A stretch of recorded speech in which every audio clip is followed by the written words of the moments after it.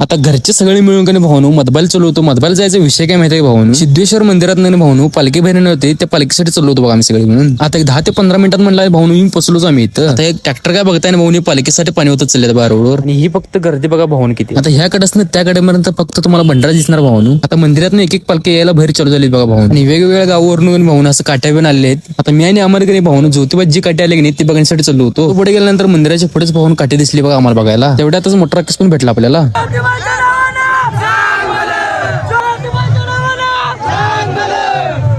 ज्योतिबा मंदिरात जी काठी आली म्हणून ती काठी घेऊन चाललो होतो पुढे आपण. तेवढ्यात महालिंग आला आणि भंडारा लावला बघा तोंडाला शेवटी.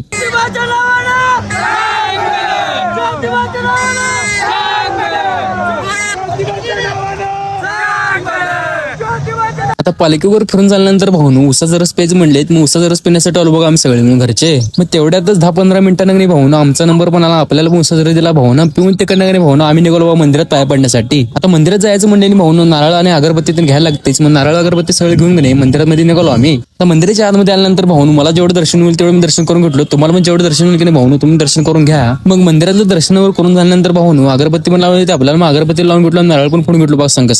मग नारळवर फोडून झाल्यानंतर भावनू मंदिरात नाही निघालो आम्ही. आता हा व्हिडिओ कसा कमेंट बॉक्स नक्की सांगा. जाता तर पहिला फॉलो करून घ्या, युट्यूबवर चॅनल सबस्क्राईब करा. चला भेटूया नेक्स्ट ब्लॉग मध्ये लवकरच.